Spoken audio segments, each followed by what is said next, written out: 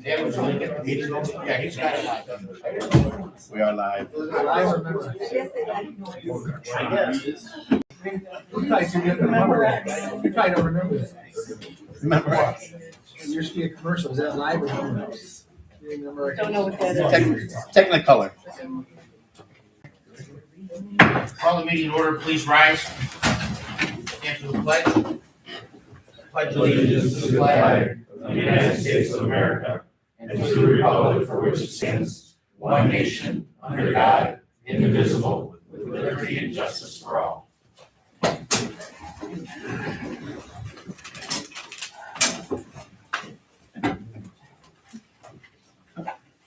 Would the clerk call roll, please? Councilman Russell. Here. Councilman Hitcher. Here. Councilman Duffy. Here. Councilman Easton. Councilman Heyman. Here. Councilman Harmon. Here. Move to excuse Councilman Easton. Motion and a support. Would the clerk call roll? Councilman Heyman. Yes. Councilman Russell. Councilman Hitcher. Yes. Councilman Duffy. Yes. Councilman Harmon. Okay, public discussion is an opportunity for the public to comment on items that are not on the agenda. All comments must be addressed to the chair. Please limit your comments to 3 minutes. This is a city council work study meeting on our special event applications. If there is anyone that would like to speak to a topic not related to that, now's the time. Anyone? Going twice? Third time's a charm. Okay, we're moving on. Could I get approval of the agenda as presented? So moved. Support. That a motion and a support, would the clerk call roll, please? Councilman Harmon. Yes. Councilman Duffy. Yes. Councilman Heyman. Yes. Councilman Russell. Yes. Councilman Hitcher. Yes. Carried. All right, now under special order of business, so this is an opportunity for the public to comment on the item that we're actually here meeting over. If you would like to speak, I ask you to remain in your seat, raise your hand. I will call upon you and release you to the podium, or I'll ask you to state your name and address for the record, and you'll be allowed 3 minutes to speak to this topic. So this is discussion regarding city department costs associated with special events. Before I turn it over to the council, I would like to make a general statement. The Lions Club issued an email to its general membership over the weekend. There is erroneous information in this email that I would like to correct. One of the statements being made is that the administration directed the DPS department head to build the Lions Club for malicious destruction to city property. That was not the case. The DPS department head brought to my attention that there was damage to material that was asked not to be cut. I instructed him to handle it as he would any other event. That is how it went down, for the record. All right, council, this is your opportunity to discuss the resolution regarding and establishing reimbursement costs for city-approved festival events. Who would like to start?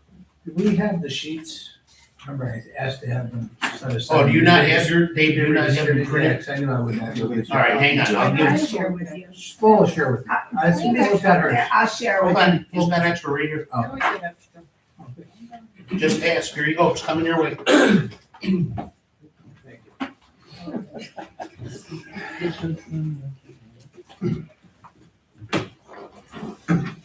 So as a baseline, at the regular meeting of the city council for the city of New Baltimore held in the chambers here on the 23rd day of September at 7 p.m., Ryan Covert, Jacob Dietrich, David Duffy, Mel Eason, Jason Harvey, and Flo Heyman were all present.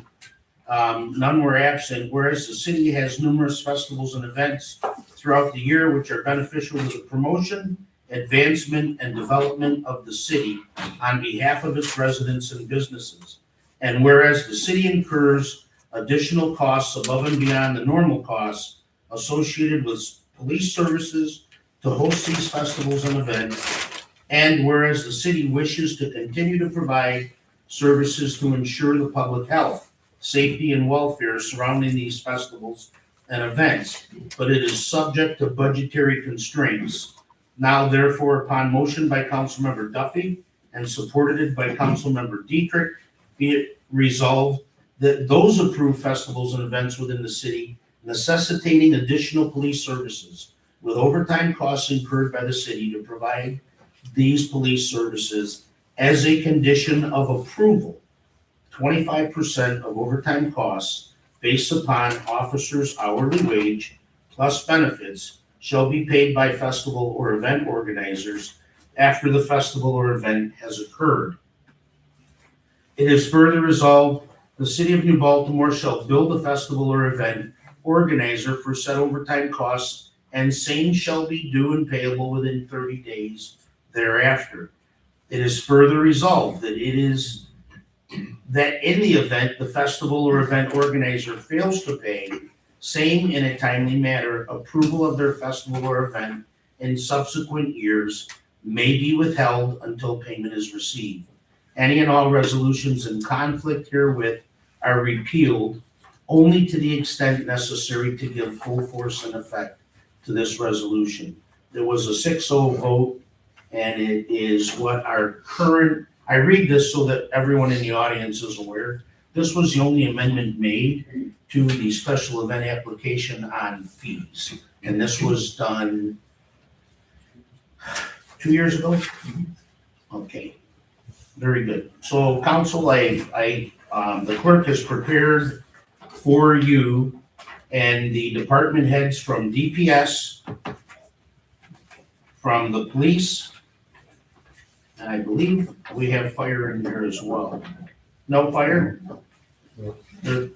No? Okay, Jeff. So DPS basically and PD.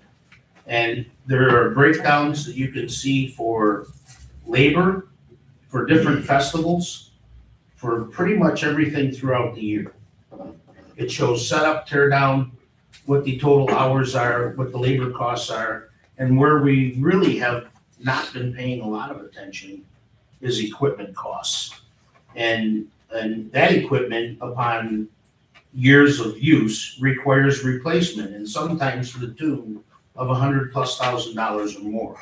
So these are things that, yes, they benefit the festivals, and we would all agree that the city has a part in helping maintain the safety and security to allow for a successful event.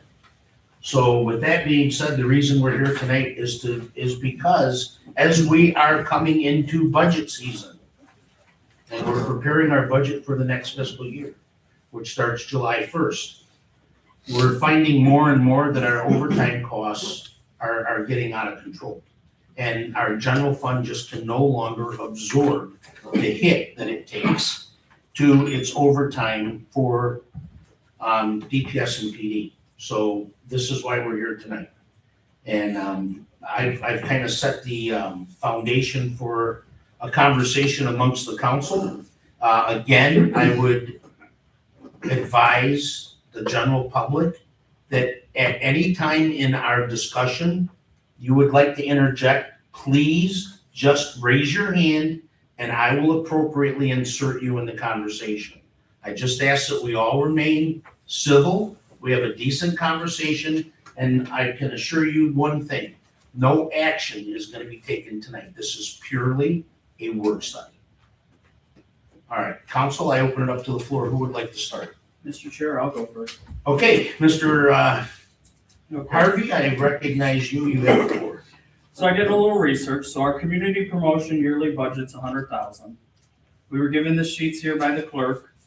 So your police cost, I took 25% off of the top of the 37,000. They came to 27,000. So just to go rough, I did 25,000 is what our police costs are. Your DPS labor's $84,706.08. Your DPS equipment cost is $21,329.17. So yearly, we are spending $131,000.35 on festivals within the city. With a grand total of 5 years, this is $655,000 and some change. In 10 years, it's $1.3 million that's being paid for by the taxpayers. just DPS, if we were trying to keep it under the 100,000, it would be $423,000 and, $423,530. If it was 10 years, you'd be $847,000. But the savings between just taking police and the police DPS equipment off would save the city in a 5-year capture of $231,000, or in that 10 years, we would save $463,000. So that being said, I came up with some questions that I think we all need to maybe look at and answer. What is a happy medium that everybody's willing to live with? We're gonna have to kind of have a shared cost for this because cost of our wages for our employees are going up. How do we lower costs to the city while still supporting these important economic drivers to the community, because that's what they are? It is fair for is it fair for the residents to subsidize the entire cost of these events, as not all residents attend these events? We have to look out for all residents when we're sitting up here. And what do other communities do is the other question. So I did some research on other communities. I have St. Clair Shores, Warren, Chesterfield, Sterling Heights, Mount Clemens, and then New Baltimore. St. Clair Shores, their police bill for the event, and they also bill for DPW. There's a cost recovery model with them. Warren is yes for every event. It's a strict cost recovery. Chesterfield is usually billed on both of them, but they go on a permit base. Sterling Heights is also yes on DPW and police. The festivals must pay the entire cost, as it's a cost recovery model. Mount Clemens is sometimes it's a case-by-case scenario. And then we get to New Baltimore. We do sometimes is what the process was before for police. Now it's a 25%, and we charge nothing for DPW or DPW events, equipment. So that's what I was able to look and find out. So my suggestion, and I'm just throwing it out there because no one else is talking at this point, but I think, I know, but, well, I know, but what I would do is I would say that the police definitely need to get those wages off of there. The equipment is another big one. The event that's really gonna suffer the most is probably Bayrama, to be honest, because the equipment costs for all of the other ones seem to be very minimal. So you're proposing cost recovery, is that what you're trying to say?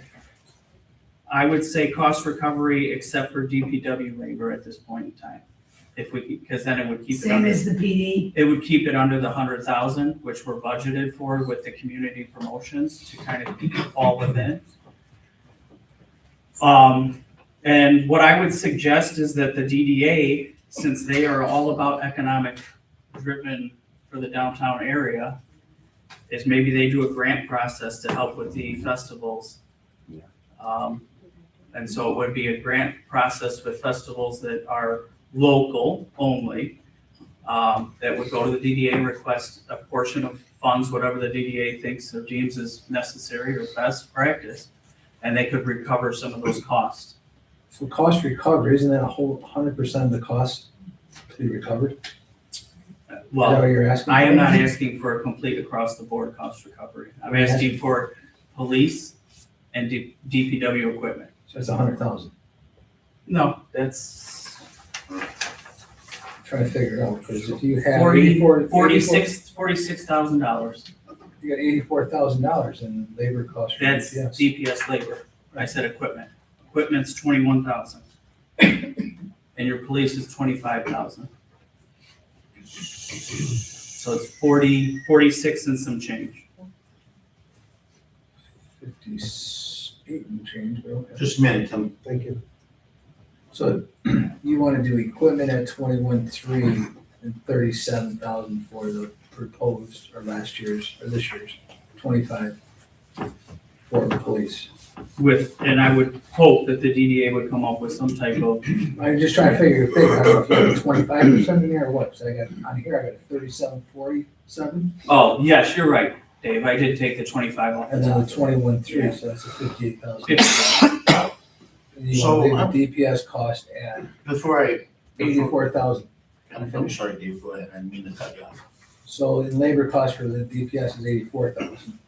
Why do you propose leaving that on? Well, the other proposal I have, or think that would be adequate, would be that anything that is outside, that is not a civic group within the community, that they pay full freight across the board. If they're coming to do a festival from outside of town, they should pay the full freight. I was just asking why you took the whole DPS off. What's your thought, just your thought process? I mean, I'm not saying it's good or bad. I don't think that our festivals at this point could incur that cost. So that's why you took it. I'm trying to be a medium place. I just asked a question. No, I'm yeah, not saying it's a right or wrong. fair question. So, and I'm gonna take this question from the audience and then I'm gonna interject on different types of festivals that we currently entertain. Tim, please step up to the podium. Although we Tim don't Webb, care. Please state your name. 51965 Fox Point. My question is to Jason, were those nonprofit festivals? And how much do they give back to the city? Well, that's a great question, and that's where I'm gonna go next. So he doesn't have to answer, but we'll take your questions. So part of why we're discussing this, I think too, and Jason hit on it a little bit, and so did Mr. Duffy. I do believe that the council recognizes the difference between organizations that give back to the community as well. We're not looking to penalize, if you will. We're trying to come up with a structure that makes sense for both sides. And I think that over the course of time, we could certainly look back, and if I used Bayrama as an example, the give back to the community probably equals or is greater than what it may have cost us in land, in acquisition, in as Carl puts from the NBVA, there's no question that this becomes a equitable thing for our local businesses. And we do have a responsibility to the community to make sure that our business district thrives. In a way, this is kind of a equity investment, if you will. Yeah, it's coming out of the general fund and it comes from different departments. It kind of cuts both ways. And I believe for your sake, what we're struggling with is how we create that balance to make sure that the city as a whole is not allowing a budgetary item to constantly take a hit and we're over budget in that department because of labor for festivals. I mean, it's just that simple. And that's gonna be the task. So we looked at it just a couple of years ago and thought, okay, we put a Band-Aid on what we knew to be a bleeding artery. We took what this used to say. It was $250. It was 10% or $250, if I recall. If I believe, that was it. That's all. So then, we looked at it and went, okay, we're gonna get rid of the 10%. But I think we took, and it was a maximum of $1,000 to the festival.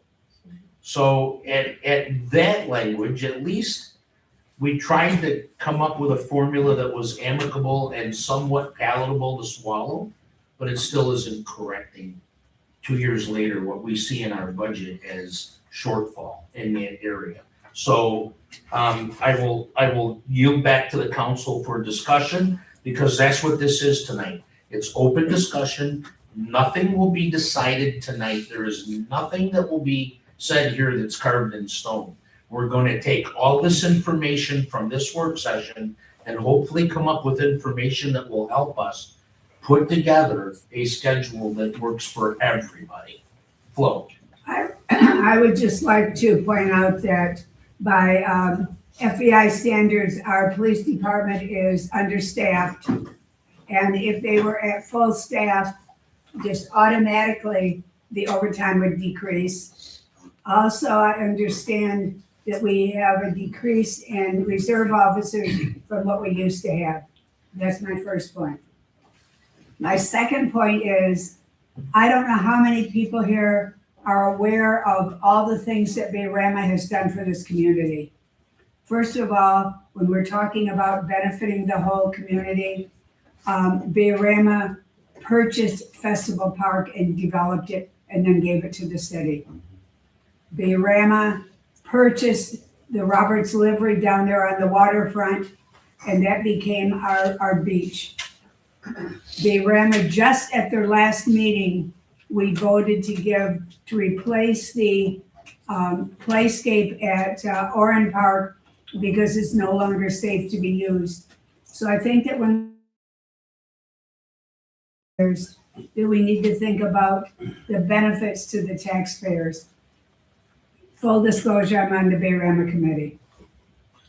Secondly, Lions Club. The public buildings in New Baltimore have now had AED equipment donated to the buildings from the Lions Club.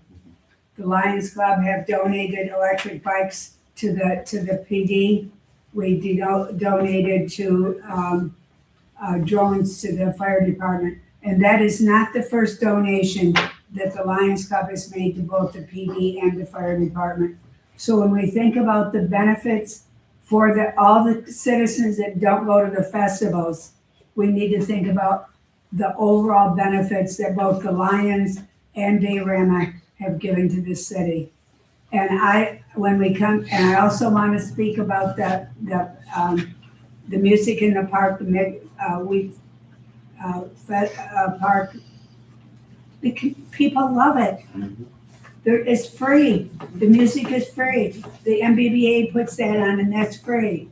So we need to think about what we need to do. And first of all, my number one thought, I am the liaison to the PD, and we're short-staffed there. We need to hire. That's the bottom line. It may not happen, probably won't happen, but I'm going to keep beating that drum that we need to come up to the standards that are recommended for the number of police officers that we have for the size of our community. So there are things that besides money that we have to look at. Okay, I'm done. Thank you, Flo. Oh, she's already hit on all the points I had, so we're good. I was gonna say, good work. Piggybacking a little bit on what Flo said, people are utilizing a lot of the stuff that Bayram has given. A ton of the stuff is utilized every day through what the Lions have given back. They just said with the police department, they have the CPR, the Rescue Randy, that was given from the Lions to them. So it's really easy to say, wow, we're exceeding this amount, every year in our annual budget. But it's also really hard when one of these organizations just wrote a $150,000 check for a playscape that we would never been able to pay for. So, and this isn't the first time either of these organizations, I can speak to the two because those are the ones I'm familiar the most with. But. Oh, and what did they cost last year? 16,000. Oh, let me see. Is there a big difference there? A little bit. So, again, I'm not saying that we need to eat that cost. When we made that move to move it to 25%, that was, first off, it wasn't a guarantee that we were going to keep it that way forever, just because we needed to see how it was going to affect that overall, because things do increase. Like Jason said, police is totally increased. Our DPS budget has completely increased. Try and see is a way to, even if we increased it slightly on there, to see again if there's, Jason said, a happy medium to be able to get some cost recovery back. We're never going to get all of it. Right. And again, the whole point of what these organizations are doing is to try and drive people into that downtown area and flourish. And maybe one of those ways, imposing another fee, if there's an event that is a event that is generating revenue, and there's a profit side to that revenue, then maybe whoever is hosting that event or whoever's putting that event on, there could potentially be an opportunity for a negotiation between the city and the shareholder for a share of the profit, if it even could come close to covering one of the expenses we're talking about. And it doesn't harm the organization. Sure. One other point too is, and I know Randy, actually, you had this for us before. When you first got on, there were 4 events? during the summer, and now we're up to what, 18 or? So I was used to be the young person at the PD, but now I've been here 25 years. I wasn't going there, Randy. There's probably an event a year, but the PD, we assign 19 events. Just because the amount of people that come into town with these events, which is a good thing. So, well, my point to it Yeah. is that all That's starts quadruple. up here. That's quadruple. Yeah, but it all starts up here. We approve these things. Maybe we take a look at this and stop approving some of these other events. Say, hey, we're gonna slap this in there, or change the speed. Or Well, the and structure. to the NBVA's point that, Carl put together with, I'm sure, quite a few of the members, an incredible letter that he sent to all of us. And I apologize, I copied it and left it on my desk. I was gonna read it into the record, that's how impressive it was. But to that point, the letter itself has a lot of, and